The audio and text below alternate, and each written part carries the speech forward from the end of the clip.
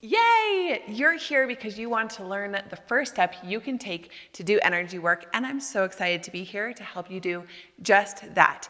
In this video, you're going to learn one of the most essential things to doing energy work. I'm Brianna Borden, and I help people awaken to their highest selves. Subscribe to my channel and hit that bell to get alerted when I post a new video every Monday.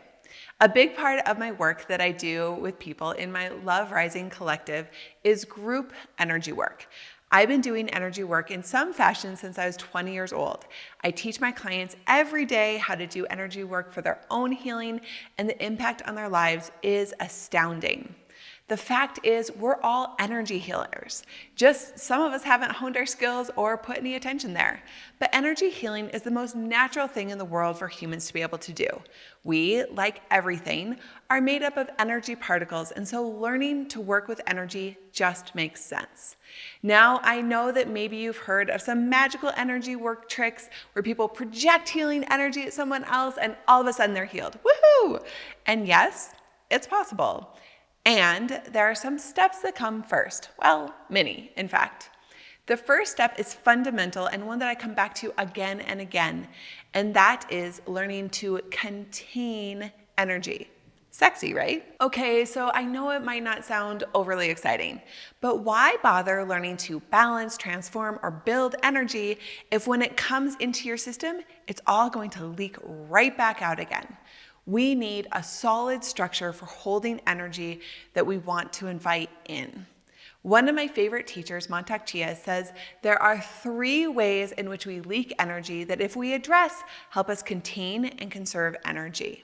The first one is a leaky or unbalanced reproductive and sexual energy. So this might show up in a lot of different ways. For those with penises, it might show up as lots of ejaculation. This is an unregulated way of being with our sexual energy because we're just kind of throwing it out there all the time and letting a lot of that energy that could be conserved and used, letting it go.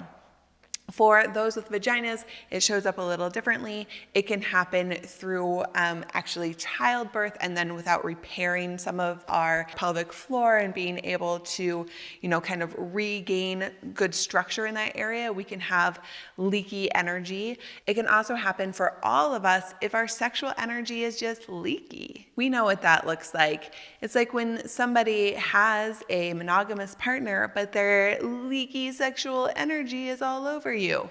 We know what that feels like and what it looks like, and maybe we even know what it feels like to do that. This is all ways in which we lose a lot of our energy that is actually for us. So learning how to actually strengthen and contain our reproductive and sexual energy is really important. The second thing that Chia talks about is holding on to negative emotions. So when we hold on to negative emotions, this doesn't mean that we never feel negative emotions.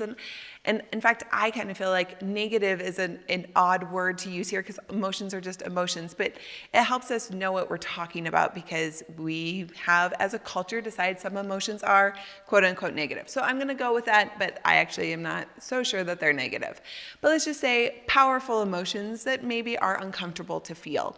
So when we feel sadness, grief, anger, rage, all of these things, that's really natural. And actually, they have a lot of movement and a lot of energy in them, but we're actually meant to transform them into something else. But often what we do is hold on to those negative emotions and we trap them within our being.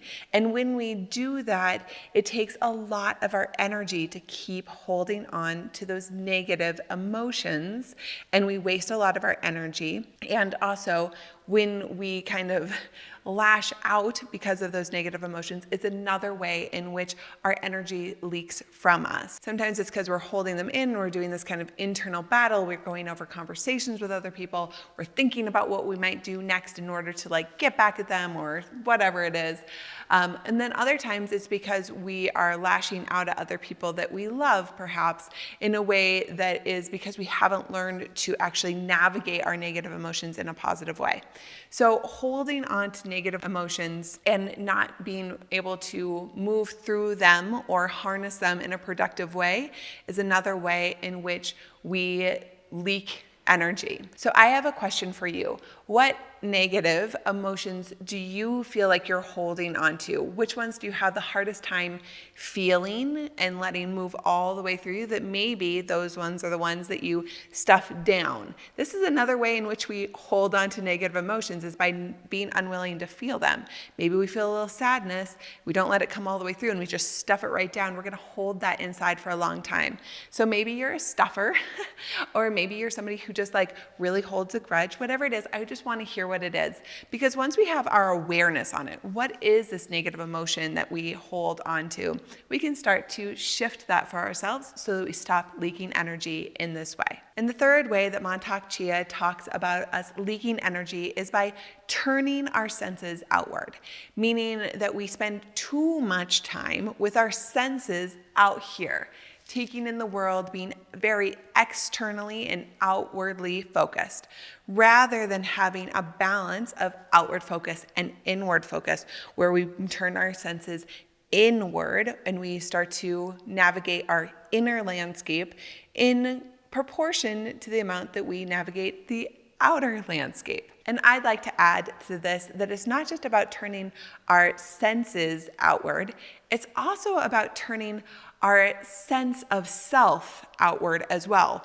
When we are looking for the world to give us approval or appreciation or reflect back to us who we are, rather than taking the time to come inward and really experiencing that and navigating that for ourselves. In addition to addressing any leaking energy you may have, it's also important to work on grounding and stabilizing the energy system. So doing meditations and energy work, connecting to the earth energy and allowing it to offer structure and support to your whole system, to really strengthen your central channel and work on creating an amazing energetic structure for energy to flow through. I have a great 5-minute grounding meditation for you. It's linked in the description below. This will really help you do some immediate grounding that helps you really conserve and contain your energy. If you liked this video, please hit that like button. Be sure to subscribe and share it with your friends, and check out my other videos to create more peace and freedom in your life, like this video with a cosmic download you won't want to miss, and this video all about creating sacred space in your home. I'm sending you so much love.